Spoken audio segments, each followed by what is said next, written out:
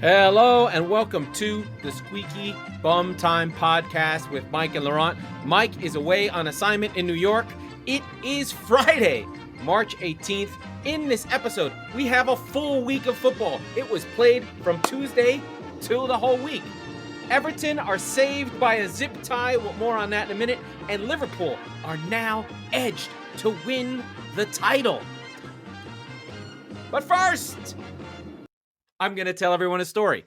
So, we are called the Squeaky Bum Time Podcast. It is odd. People don't know what Squeaky Bum Time is. It's hard to say. It is a odd word. It is a mouthful. I don't know if it's SEO worthy. Anyway, especially Americans are like, what the hell are you talking about with Squeaky Bum Time? It has a very, very colorful and interesting history. So we today, on this St. Patrick's Day into March 18th, have the 19th anniversary of Squeaky Bum Time. On this day in 2004, as 2003 or 2004, whatever, Alex Ferguson, the great manager, Sir Alex Ferguson of Manchester United and of Glasgow, a very thick accented man, was doing a regular post-game press conference or pre-game, doesn't matter, and was telling a story about a very tight title race between Manchester United and, listen for it, kids, Arsenal. Arsenal used to be the big challenging team. And he's telling a story about it being this time of year. It's now February, March in the Premier League season.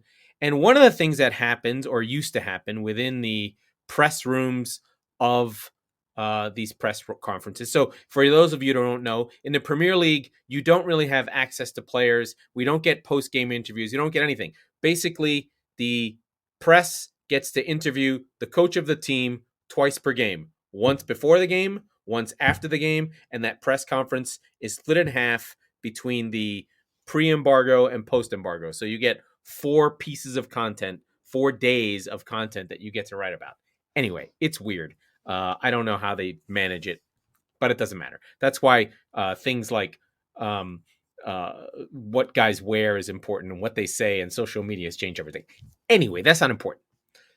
One of the journalists in the pool who's listening to the press conference was in charge of transcribing everything that was said for the rest of the people. This is a time before everything was recorded. This was not two, but I mean, they had recorders, but it was nice to have it printed out and somebody would have the transcription and share it with the rest of the players following the pool. So there'd be one guy whose job it was at every press conference to write everything down. Okay. Where does Squeaky Bum Time come from? In the throes of these interviews, Alex Ferguson refers to the tightness of the race as, and this is, of course, legendary, whether this is true or not doesn't matter, as squeeze your bum time. Squeeze your bum time, which makes more sense than squeaky bum time because it requires a chair or farting. But squeeze your bum time makes more sense. And in the deep Glaswegian accent of Alex Ferguson, squeeze your bum became squeaky bum, and all the press guys put it in their articles around that time. And hence, our podcast has a name, Squeaky Bum Time. It is actually in the dictionary attributed to Alex Ferguson because it was not a word that was used. It was a mistake. It's squeeze your bum time, but it became Squeaky Bum Time, and now we live in said Squeaky Bum Time. Isn't that fun? Squeaky Bum Time, squeeze your bum time. Thank you, Alex Ferguson. Now, we're going to go through the scores. There are 3 competitions we have to cover, some more than others. We will start with the Premier League. There were 2 games. There were 3 games. Jesus Christ. First, Tottenham beat my beloved Brighton. Brighton are fading. Harry Kane sets the record for away goals. Wow, that's impressive. Then Arsenal at home lose to Liverpool 2-0, but they were gallant. They did not get the doors blown off them, but Liverpool are now charging and hard charging, and we're going to talk more about them in a minute. And then today, Everton pull one out of their ass. They win 1-0. They're down a man, but they got a reprieve in the game. A young man protesting the drilling of oil around the world zip-tied himself to the goal. So the game had an additional 14 minutes of added time, and Alex Iwobi from Seamus Coleman and Dominic Calvert-Lewin get the winner, and Everton stave off a surefire elimination, and they are not going to get relegated, maybe. What else do we have? We have Champions League scores. What? Crazy. We have Manchester United losing to Atletico Madrid 1-0 in a shit-housing game. Atletico pulled out all the stops to ruin Manchester United's day. They frankly weren't worth it. They were going into this game 1-1. Atletico were better in the first leg, so Man United are bounced. They have nothing to play for. And the venerable Ajax of Amsterdam are bounced by Benfica. They also are unfortunately kicked out, but we have to say hello to our friends. Benfica have our friends, Jan Vertonghen of Spurs and Nico Otamendi of Manchester City, the Centurions, play the backline, and they hold off Ajax and do a smash and grab, win 1-0. They advance into the round of 8. Villereal, our friend, good evening from Unai Emery. He bounces Villereal 3-0. It's closer than that. They go through 4-1 on aggregate, so Juve's gone. And Chelsea, their troublesome oligarch-funded team on the skids, living from day to day. We don't know if they're going to disappear. Beat French champions Lille 4-1. They had a scare. Lille scored a goal early, but Chelsea go through on a wonderful goal from Christian. Not but Pulisic. Okay, that's the scores. That's the important stuff. I have one more score. The venerable and amazing West Ham United advance in the Europa League against Sevilla, all along with Barcelona and a couple other teams, Rangers. So the Europa League, the Junior League. But I'm emphasizing West Ham because this is the biggest West Ham result since the 60s. West Ham go through 2-1 after being down a goal from the away leg, in extra time. Yarmolenko, our Ukrainian friend who cried and we talked about, scores another goal, and the saints and the glory of Ukraine is being carried on by Yarmolenko, and West Ham continue. Wow, West Ham put it out there, so they're doing great. Fun times for them. But we go through the list. First big thing we've got to talk about is Liverpool's result and narrative shifting win against Arsenal. As you know, I am no fan of the Liverpool. They fuck me off. They're really good. They scare me. I'm petrified of them. And they get a little bit luckier than City do. City are very much a neurotic team. Manchester City play neurotic, trying to control everything. So I guess if you think about it this way, think about your bosses at work. There's one who's like super duper detail oriented and does everything to perfection, and there's no I or T uncrossed. Everything's planned out and perfect, and they release amazing products. And then there's the inspirational person who drives people to their best, and the team rallies around them, and that's just an amazing thing. So there's two ways to go about having these incredible teams. One is Pep Guardiola's technocratic perfection and drilling, and then the other side is Jurgen Klopp's insistent, cajoling, loving, caring, and hugging and saying, you know what, you can do 10 more, you can do 5 more, you can make that play better. And Liverpool right now grab the bull by the horns. Narrative shifts. City and Liverpool, both on 29 games played, 1 point separates them. It's like 2019 all over again, except this time Liverpool have 5 strikers and City have none. And Liverpool have the better goal difference. So they might actually be a better team this time. And I think fundamentally I would agree with that. I think they have more depth. They're right there on XG against. It's very close, 45 to 44. It's virtually, these two teams are about as even as you possibly could be. Liverpool right now have the advantage because they signed a player in January in Luis Diaz, and City didn't do anything in January. So there's a little bit of momentum. Liverpool came through the African Cup of Nations without their players, and they sustained their attack. So you could make the argument that Liverpool are actually better now that they have their whole team together, and City are just living on their perfection. This will all be decided on April 10th, provided City don't drop any more. City did go through their full complement of where they won 45 of 43. Then we started dropping. We had a loss to Tottenham, and then the draw to Crystal Palace, and then a draw to Southampton. So we've dropped points more recently, while Liverpool are on a 9-game winning streak and may continue to win. It is not inconceivable that Liverpool could just carry on and pull this thing out. Liverpool did not play well against Arsenal. The first half to 50 minutes were poor.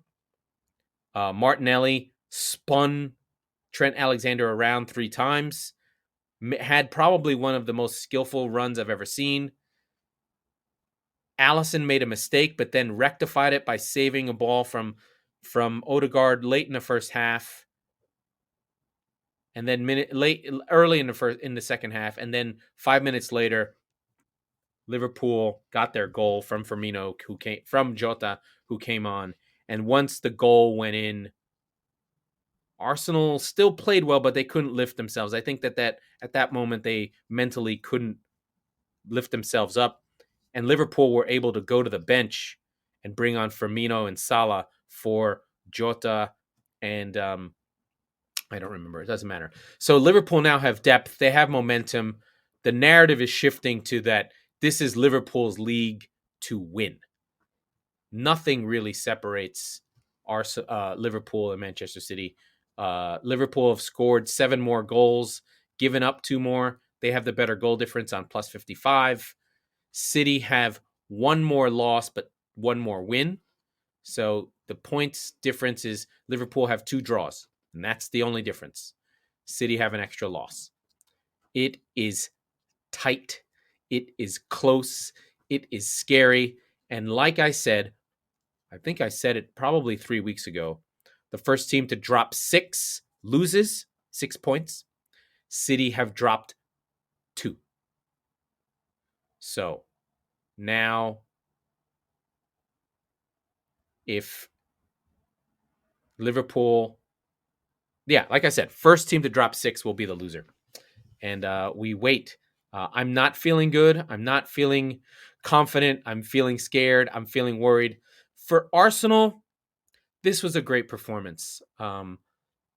Arsenal still can't beat teams ahead of them, but I don't think that they have to beat teams ahead of them yet. This was a big step forward for Arsenal because they played so well, especially in the first half. Martinelli was great. They kept the attack of Liverpool in check. They caused problems. They pressed. The Emirates has never sounded louder. The Emirates, which is the stadium that Arsenal play in, the Emirates have never sounded louder. The place was buzzing. Everything was there for them. And I think had they got a goal, they might have won this game. But unfortunately, they could not get the goal they needed. And, they did make changes in about the 67th minute. Later in the game, Odegaard came off for Smith Rowe, Saka for Pepe, and Nketiah for Lacazette. But that was late.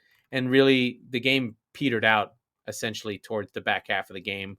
The shots were close. It was just that Allison made the saves and Ramsdale didn't.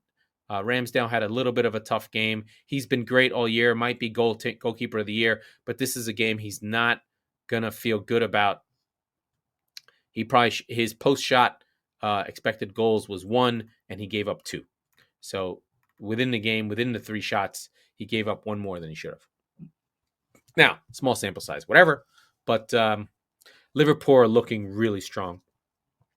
And the Palace draw for City really hurt. And it does put them behind the cosh. There's no wiggle room. There's no room for mistakes. There are 9 games to go. Why can't I figure this out? 38 games. There are 9 games to go, and you have to win them all. You have to win them all. You just cannot drop any more points at all, ever, never. In the race for the top 4, Chelsea hang on to their spot. They're doing fine. Arsenal are on 51.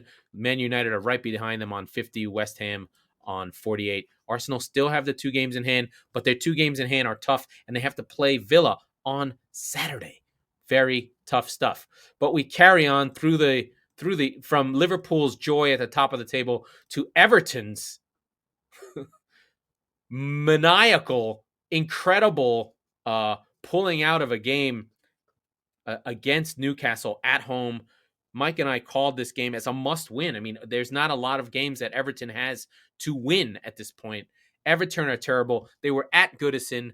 They're playing terribly. First half is all Newcastle at even strength. I do not love Frank Lampard and what he's up to. Everton somehow, some way in this game, hang on. In the first half, I don't have all the deep shot information yet, but I would have it later. First half, I looked at the stats. They were not great. Second half was better. They had a couple shots on target in the first half. There was a red card after a VAR check in the 83rd minute against Elan. It was ridiculous. It was a yellow every day. I don't know why they went for a sending off. But somewhere in the game, and I have to figure out the exact minute of it.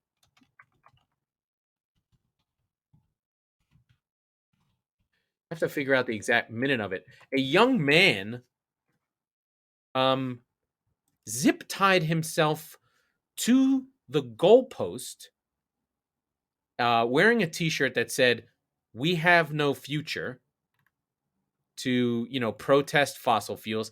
He had a very incel look. This guy's clearly never hung out with broads. But it was a crazy moment. And it did change the game because at that moment, it created an amount of time that allowed for Everton to have 14 minutes of added time in the game. Iwobi, who's much maligned, never great, never a good player, just finds a way to get it done. And Everton pull out a win that they are desperate for. I mean, Newcastle had 17 shots, Everton only 9. Newcastle had all the possession. So nothing is really going well for Everton. Pickford was dropped. I don't know if he was hurt, so Begovic came in. Seamus Coleman still playing. There were three defenders played. Godfrey, Michael Keane still. I don't understand it. Mason Holgate, Decore and Alan, and then Anthony Gordon played in the middle. There were some changes. So Gordon, Iwobi, Damari Gray started along with Richarlison up front. Newcastle went with their regular group. And for Newcastle, it's not a big deal. They're doing fine. They don't have a problem with that. But for Everton, this is a massive win. This moves them off the bottom. This basically gives them one of the wins they need. They're now on 25, a full 3 points ahead of Watford on 22 and a full 4 points ahead of Burnley, who have 2 games in hand on them. But those 2 games in hand Everton have 2 games in hand. So sorry, Everton have a 4-point lead on Burnley, and they both are on 27 games. So they're effectively in decent shape. The bottom 3 are really shaping up to be Watford, Burnley, and Norwich. Sure, there's 9 games to go, but it's looking much more clear. Again, if you can win 2 games, you're out of the schneid. Norwich, I think we can cut loose. But to see Burnley go down would be something interesting. To see Everton go down would be something interesting. So Everton live to play another game in a strange game where they're terrible. But I think the Goodison Park crowd kept them going. Frank Lampard gets a lot of luck, and he is a lucky, lucky boy to be where he is right now. So lucky for them, Everton hang on for the 3. Down a man. It was a really good goal, by the way. And the place went bananas. Now, from historic clubs who are doing great and have a lucky moment to historic clubs who crash out again. Man United now going on year 6 without a trophy. They lose to Atletico at home in a game of shithousing. I thought United were okay in the first half. They played decently. Alanga had a shot that almost went off of All Black's face. But then again, what we've been talking about with United over and over again is they cannot sustain games. They can play a half hour okay, but never a full game. Second half was worse. And Lodi gets a goal. And now United are just kind of seeing out the season, just trying to focus on the top 4. I saw Gary Neville kind of say, I think they'll make the top 4, but on just heart alone. He just thinks, they'll make the top 4 because why shouldn't they make the top 4? Tough run for them. But I have a big comment that I'll wait for later on in the show to talk about Cristiano Ronaldo and Lionel Messi. Pretty much a hot take that I stole from Michael Cox of the Athletic. So we'll see how that goes. Chelsea takes care of business against Lille. They reach a quarterfinals. Just from a Champions League roundup, the final 8 are the final 8 for the Champions League are Real Madrid, Liverpool, Chelsea, Real Madrid, Liverpool, Chelsea, Manchester City, Villereal, Benfica, and Bayern Munich, and one other team. I have to figure out who the other team is. Oh, and Atletico.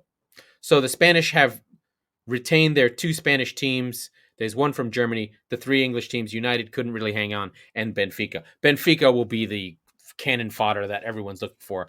That's not a good team, but good for them. They shithouse their way in. So very, very interesting stuff there for the Champions League.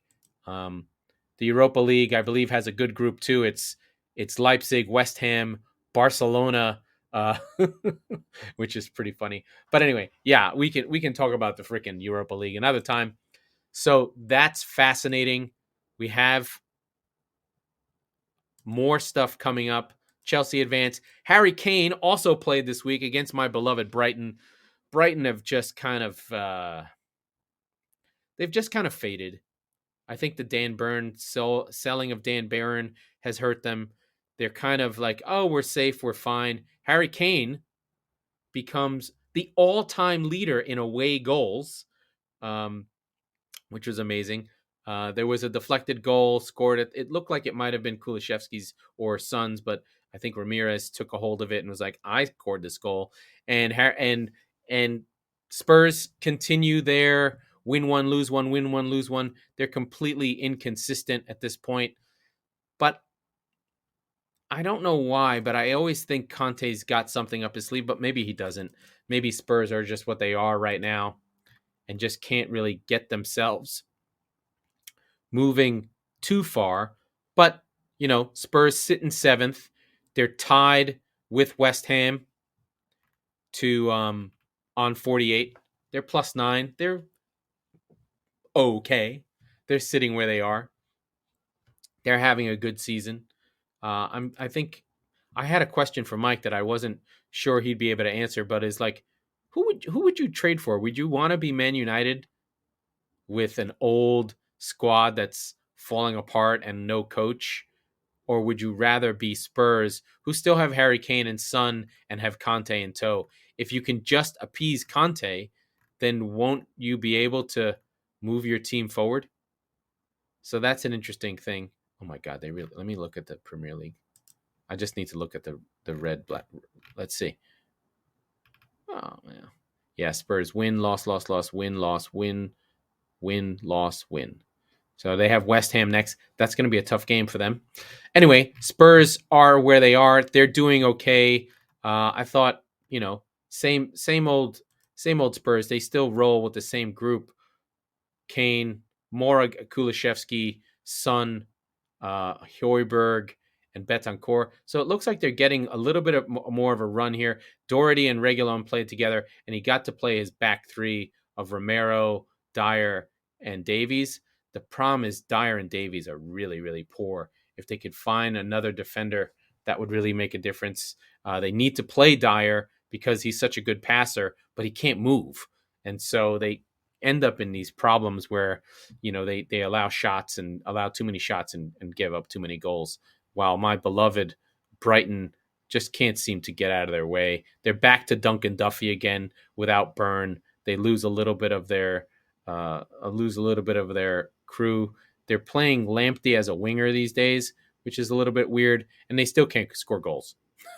Neil Mopé, the butt wiper, has reverted back to form, and my beloved Brighton are hanging out where they belong, and they are where they are.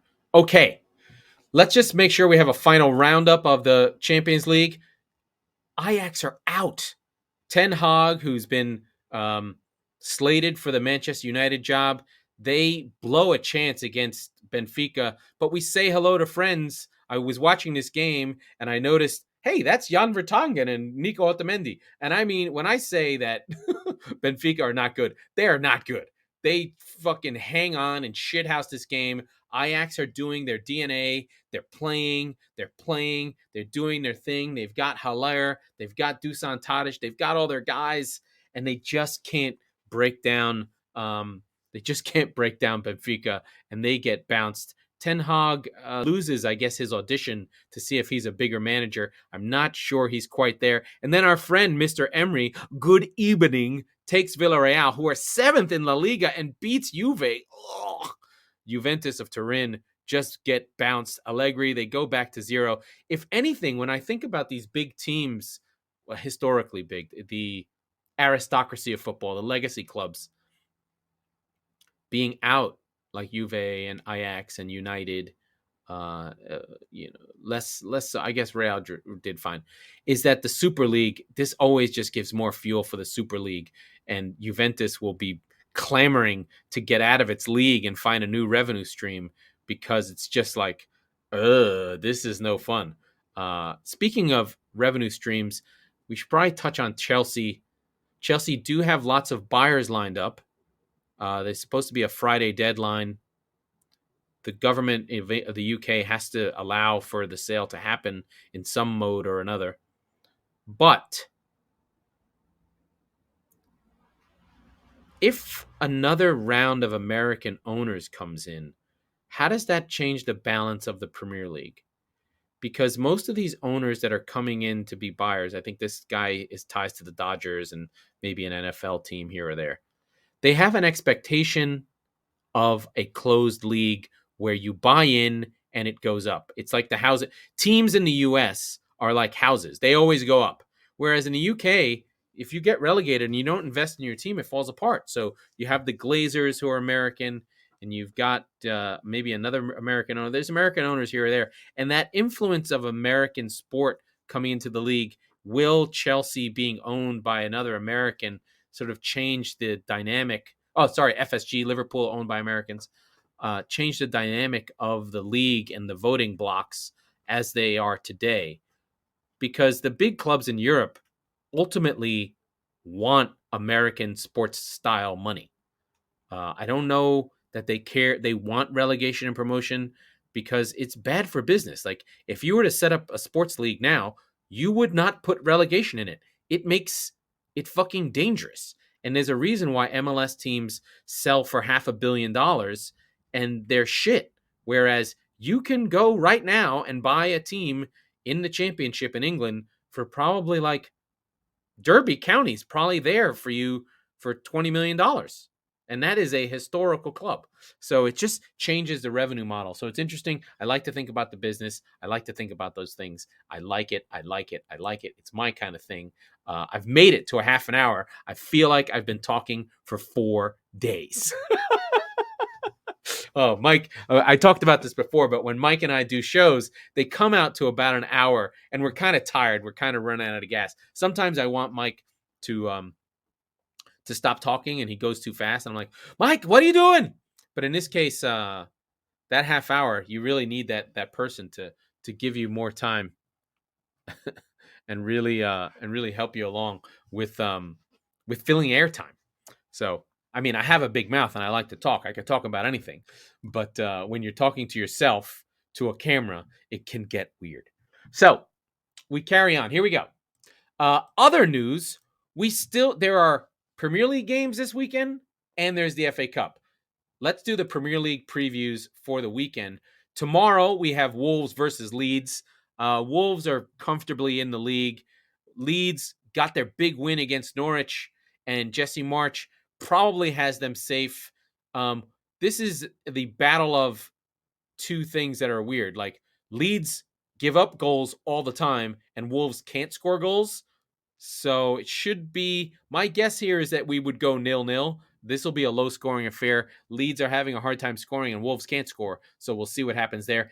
This Aston Villa versus Arsenal. Arsenal coming off licking their wounds on a Wednesday, and then having the early game on Saturday is just brutal. I would expect Aston Villa to pull this game out after Arsenal lick their wounds. Arsenal need points off this game, though. This is a big game for them. I think any Arsenal fan would have expected between Liverpool and Aston Villa to get 3 points out of the 2 games. That would have been okay. I think Arsenal should be happy with a draw here. I think that they're in trouble. This Villa game is going to be a trap game. This is another moment of coaching. Can Arteta lift the team up after a great performance? But they've got to be dejected. They're still the youngest team in the league. They're going against a Villa side who just lost, but they're still playing well. I think Gerrard has the team going well. But ultimately, this is an early game. This is the traditional kickoff time. Can Arsenal lift themselves up off the mat after playing midweek, playing the early game on Saturday, and play Villa and get a win out of this game? Could be very, very tough. Sunday, we have Leicester City versus Brentford. Both teams in decent shape. Leicester coming off a loss and Brentford coming off a big win that puts them into safety, basically. Brentford coming off a win while Leicester just lost to Arsenal. Arsenal played really well in that game. But I would expect a good game here. Leicester are terrible on set pieces. I would go with Ivan Toney to score a goal on a cross. We saw that goal get scored already with Eriksen to Toney for the win in that game. So let's expect Brentford to pull that game out. And then a London derby, Tottenham and West Ham, both coming off midweek. West Ham's game was extra time, put in an extra shift. Both teams really lack depth at this point. Very evenly matched. I'd say Tottenham-West Ham is about as close a game as you could get. Tottenham are at home. I don't know how much that means.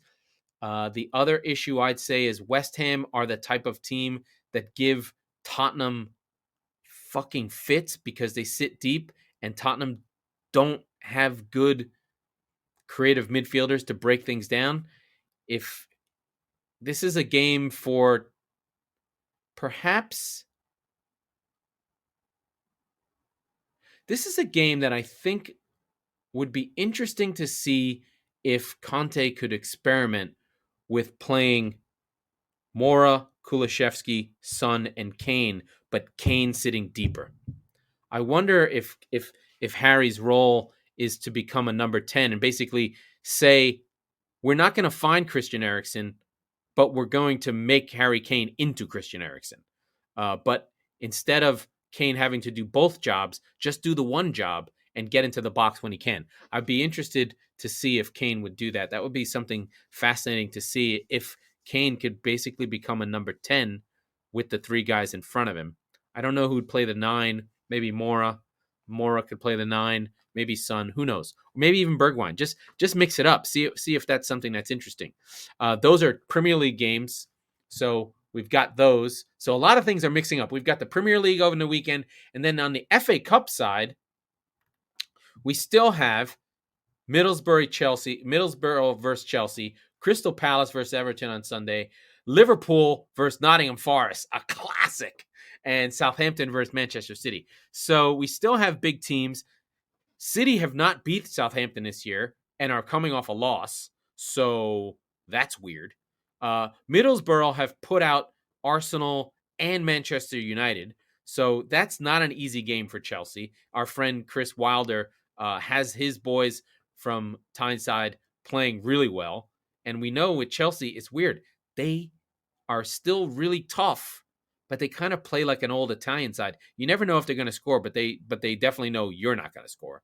And then Everton, Crystal Palace. Mike said that he thought that Everton should just ditch this game. I think Crystal Palace are really good. So having seen City just play them, they'll be up for this game. It's at Selhurst. Palace have got to be like, I should probably look. They've got to be like plus 200 favorites. Easy at home against Everton. I hope that Vieira goes for this game. Selhurst will be rocking. I like this game. And then Nottingham Forest, Liverpool. Nottingham Forest at home. 2-time European champions. Knocked out Liverpool more than once in the 80s season to stop Liverpool from winning the European Cup in the old European Cup days. Liverpool will cruise through this, but if narrative dictates that Liverpool are supposed to try and win this famed quadruple, and they just played Arsenal midweek, this is a opportunity for Liverpool to maybe drop something. Nottingham Forest have been playing really well. This is actually the first meeting of any competition between Liverpool and Nottingham Forest since 1999.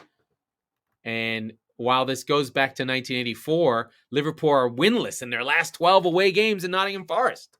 So things are a little bit crazy here. It's a little bit wacky. From something that's super old, overall, Liverpool have progressed from 6 of 7 FA Cup ties versus Nottingham Forest, failing in the first of such meetings in February 1895. I love that the FA Cup has this history. It's one of these amazing things. We'll see what happens. I'm going to call for the upset. I see Forest pulling this game out because this is a moment for them. They can go try and win this thing. It would be fucking amazing if they did it because fuck Liverpool. I fucking hate them. Nottingham Forest coming off. Let's see. Nottingham Forest coming off winning. They're unbeaten in their last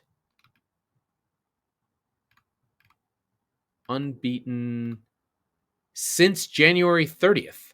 So 1, 2, 3, 4, 5, 6, 7, 8, 9. They're unbeaten in 9 going into Liverpool. This is a big, big game for them. Maybe they can pull it out. That would be super exciting. I hope they do. Forest. If you don't know, were managed by Brian Clough, one of the more famous managers in English football history. He is the primary antagonist in the film Damned United. He was the coach of Nottingham Forest and then went to Leeds, got fired after like 12 days, and then went, he was the coach at Derby, won the league, then went to Leeds, got fired, and he and his partner, Taylor, went to Nottingham Forest and made them into European champions. So very famous team. I always talk about them. If you're interested in that stuff, get into football history. It's fascinating. It always means something to me. And I hope that people get into this nerdy stuff like I do. But I am going to wrap it up. That was the Squeaky Bum Time Podcast with not Mike Salerno and Laurent Cortines. We are the football wing of the Chop Sports Network. We record on Tuesdays and Fridays, so be sure to subscribe wherever you get your podcasts. And if you're listening on Apple, please rate and review the show so that more people can find us. Thank you, and good night, and goodbye.